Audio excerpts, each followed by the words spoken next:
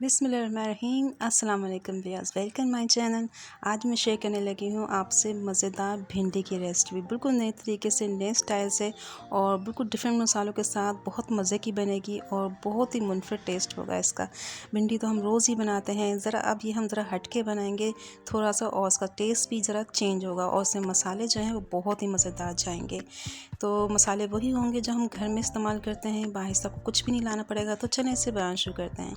यहाँ पे एक बाउल में मैंने 3 टेबलस्पून बेसन ले लिया है और भिंडी है मेरे पास 300 ग्राम्स।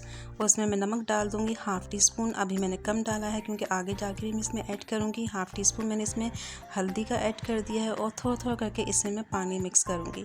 एकदम सारा पानी नहीं डाल देना, नहीं तो इसमें फिर गुठलियाँ बन जाती हैं, लम्स बन जाते हैं। तो अच्छी तरह से स्मूथ सा बैटर तैयार करना है हमने इसका। और थोड़ा थोड़ा सा पानी डालते हुए इसको मैं बीट करती जाऊँगी। इस तरह स्मूथ ये कंसिस्टेंसी होनी चाहिए। देखें आप, ना बहुत पतला ना बहुत गाढ़ा।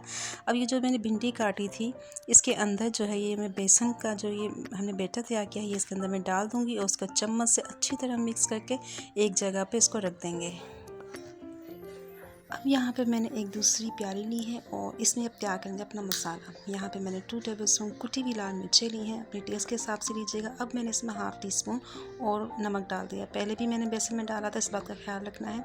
ज़ीरा डाल दूँगी मैंने 1 टीस्पून, साबुत धनिया इसमें मैं डालूँगी 1 टीस्पून और साथ ही पिसा हुआ धनिया डालूँगी हाफ़ टी स्पून और इसमें जाएगा चाट मसाला 1 टीस्पून। तो ये मसाले डालने के बाद इसको मैं पानी डालूँगी थोड़ा सा, उन मसालों को अच्छी तरह से इसमें मिक्स कर लेंगे। ये एक अच्छा सा पेस्ट बन गया हमारा। ये भी रेडी हो गए मसाले। अब इसको एक साइड पे रख देते हैं। अब यहाँ पे मैंने लिया है एक पैन और इसमें डाल दूँगी मैं 4 टेबलस्पून का ऑयल। ऑयल जैसे ही गर्म होगा इसमें मैंने डाल दूँगी 1 टीस्पून साबुत ज़ीरा।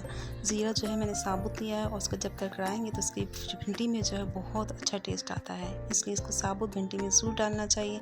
एक मैंने बड़ा प्याज लिया था और इस तरह से इसको चॉप कर लिया था। ये भी इसके डाल के इसके साथ ही इसको फ्राई करेंगे। चॉप को हमने ब्राउन नहीं करना है। जैसे हल्का सा गोल्डन कलर आया इसमें मैंने 4 से 5 टेबलस्पून फ्रेश धनिया जो होता है अच्छी तरह धो के और इसको इस तरह से बारीक काट के इसके अंदर शामिल किया है। इसको भी भूनेंगे थोड़ी देर। फ्रेश धनिया के बहुत ही अच्छा फ्लेवर आएगा भिंडी में और बहुत ही अच्छी खुशबू भी आएगी इसकी। तो बस इसको जैसे मैंने 1 मिनट भूना है धनिया को, तो अब इसमें जो हमने मसाले का पेस्ट तैयार किया था ना अपने गर्म मसालों का, वो इसके अंदर ऐड कर देंगे। इसको भी साथ ही भून देंगे मसाले को 1 मिनट तक। तो मसालों में अच्छी सी खुशबू आने लगेगी और पानी तो हमने डाला हुआ था इसमें, इसलिए ये लगेगा नहीं। और 1-2 मिनट को फ्राई करेंगे। जैसे अच्छा सा अरोमा आने लगेगा तो थोड़ा सा मैंने पानी और ऐड कर दिया है ताकि इसको मैं भून लूँ अच्छी तरह से। तो जैसे ये मसाला हमारा भून जाएगा तो ये जो भिंडी हमने रखी थी बेसन वाली, इसको इसमें ऐड कर देंगे।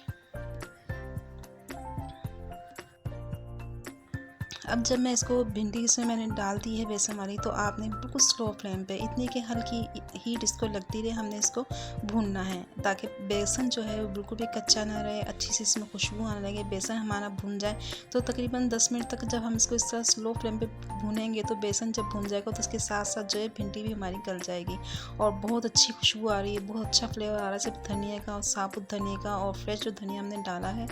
तो ये मज़ेदार सी भिंडी हमारी रेडी हो चुकी है। इसको ज़रूर ट्राई कीजिएगा। उसको सर्व करें चपाती के साथ, गरम गरम जब आप खाएंगे इसको बहुत मज़े का लगेगा। तो मैं आपको इसको दिखाती हूँ प्लेट में निकाल के, कितनी मज़ेदार हमारी भिंडी बनी है। इसको आप ट्राई कीजिएगा और कमेंट करके बताएगा ये आपको कैसी लगी। फिर मिलेंगे इंशाल्लाह किसी अच्छी रेसिपी के साथ। तब तक के लिए अल्लाह हाफिज़।